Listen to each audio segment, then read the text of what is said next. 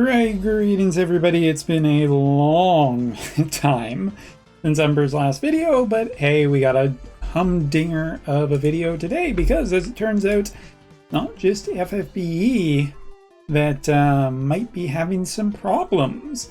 As it turns out, currently I have a bit of a wait timer going to see what happens in about 2 days, because it turns out there's a little bit of a speculation that Final Fantasy Brave Exvius on the JP side might be EOSing soon.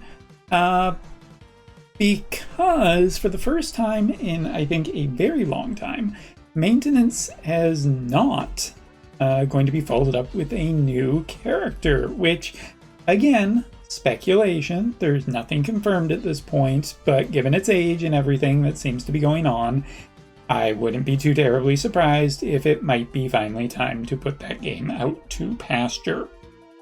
Speaking of which, and let's talk about Wotv, which also might be getting put out to pasture. And yes, as you can see, this on screen is the thing that we're going to talk about, but let me catch you up a little bit. First off, shout out to JP Wotv, which has kind of just become the absolute epitome of just awful in terms of metas. Mainly just because at this point, whatever is new is the new fresh hell to deal with. We are very much on a treadmill to kind of just keep getting the newest stuff. Old stuff seems to be having more and more troubles. It's just frustrating. The other thing that I want to shout out is this, Dark Marlborough. I didn't talk about Dark Marlborough before, and I also didn't talk about the new version of this character, Melanoma. I made that joke before. I'm still sticking with it. Probably I should get catched up, but who knows at this point. I'm pretty well and out of the super being up to date on Wotv stuff. But I did want to shout out this vision card in this Esper because this is the Strike Esper. This is the UR Strike Esper that we've kind of been waiting for essentially ever. Yeah, there's been some Espers that have kind of slotted in there, but this is the actual Strike Esper. And given that it is on a pretty hard to get vision card, it's one of those lower rate vision cards, I'm not too terribly surprised about it. It is nice to see it, but I did kind of joke a few weeks ago, and I didn't make a video about it, so you can't prove it, that this was the end of Wotv, because Wotv, they've just never done a pure Strike Esper that is of significant quality, and yet, boom, here we are. So, that's all well and nice and everything, but let's talk then about just this news. I clicked the wrong button there, so I'm sorry. Which is basically this new character. The new character is in relationship to this, which is going to be essentially an interlude chapter. We saw these before the last time that the book 2 ended and we were waiting for book 3 to start. Well, this is the interlude before book 4 starts. It's going to be following Helena and everything, but apparently the new character is a kind of time jump version of Oldoa, and this is our third version of Oldoa. So I did want to point out the fact that at this point, yeah, somebody on the dev team really loves this character, because this character I would have never pegged as making it this far into the actual series. I thought she would have died a long time ago, but here we are, multiple years later, and she's still kicking it. So before we get into what this character, what the sheet says, let's talk about this important bit of information right here. And also it's right there, the Elemental Fest. What is an Elemental Fest? Well, this summon will feature an Elemental Fest exclusive unit for a limited time. The units that appear will vary depending on the content of the Elemental Fest being held.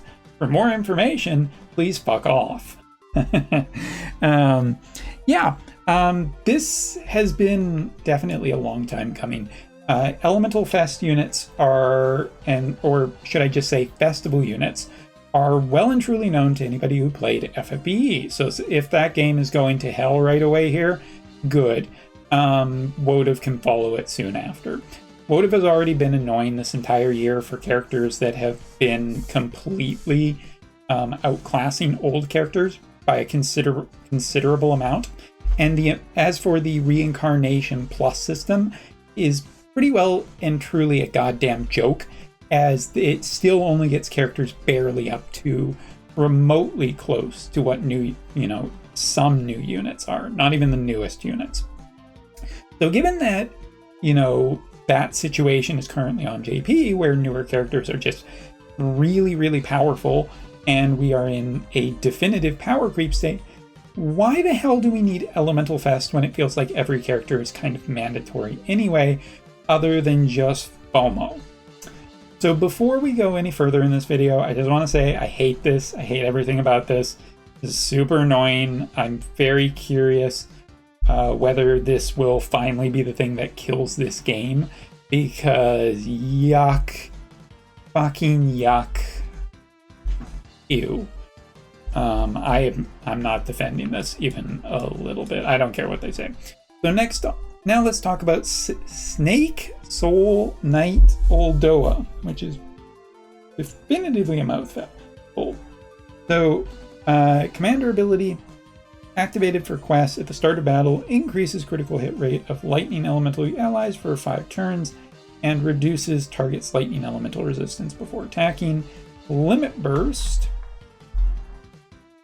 There we are.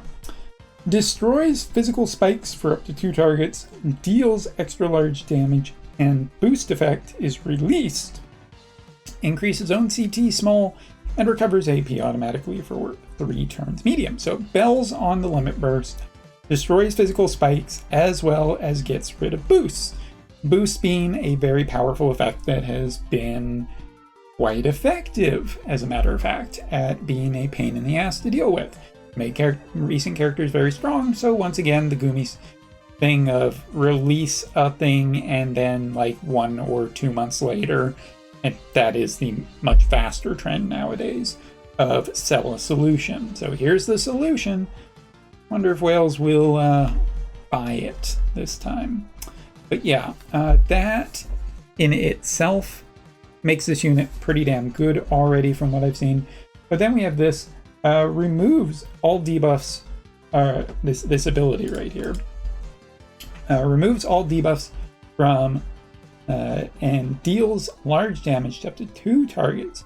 After removing re-raise, the more actions you take, the greater the damage is, up to 10. Absorbs a portion of the damage dealt. So new Oldoa is a great sword unit. She is a quest-related commander ability, which isn't going to be really all that important, but probably going to be quite useful. But is a solution to some of the problem characters that currently exist, at least until we get buff. What do we call this? Boost removal, protection, which is going to probably come in about 1 month later, because of course it fucking is. Then this other ability of like stacking up is kind of new. It depends on the actual numbers here, but it could be quite strong. It's interesting for a character to survive a long time and then get stronger. That kind of fits Oldoa. She survived a lot of shit to get to this point. But still, yeah. The Elemental Fest just leaves such a sour taste in my mouth that I'm not even particularly that interested in getting this character. And once again, it's an interlude character. There are better characters coming with Story Season 4 if the game lasts that long, which we'll see. We'll talk about one more thing to do with Elemental Fest, but new greatsword, arena map that boosts a bunch of different types of characters. Oh yeah, what type is Olda? You're right, Thunder. Never mind, of course she's Thunder. That makes sense. Pickup match with some joke rules that they might as well have not even bothered with anything. Bunch of pickup tickets in the login that's, central and standard and everything. And then here we go, we have already a little bit of the banners, which normally I don't talk about because the banners are pretty boring at this point, but given that this is a Elemental Fest character, it is kind of interesting to take a look. Looks like the paid banners, we have this kind of 2K enhanced rates, which are basically, whatever percentage they put on there times 0, because of course it is. But that's essentially it. So it does look like, in terms of the Gamba prospects, they've really made this essentially worse for the consumer. And then we have essentially this, which is that Elemental Fest characters, you can still just outright buy them. So again, I'm not sure why, other than FOMO, people would be much more pressured to buy this than regular. The only other thing I can think of is whether the price will actually change, whether they're going to try and push the price up by saying, hey, it's a Fest character, you have to pay more for a Fest character. But, this is already on a rocky grounds for people potentially liking this, so if they throw that in too, might just be a bridge too far to actually, get people in on that. So anyway, that is the news update such as it is. Wotv might not be lasting too much longer if they're going to be starting to do stupid shit like this, because it didn't particularly go well over on the FFBE back in the days. Yes, FFBE survives, but I wouldn't say that Wotv is in particularly great shape already and is probably on the chopping block. So, I don't know. Maybe this is the last rift before the game finally goes out, and then Umbra can finally just quit. Not entirely true. I am thinking about doing some more streaming, but I haven't quite nailed down how I'm going to do that yet. Anyway, thanks so much for watching. Hope you're doing well, and see you later.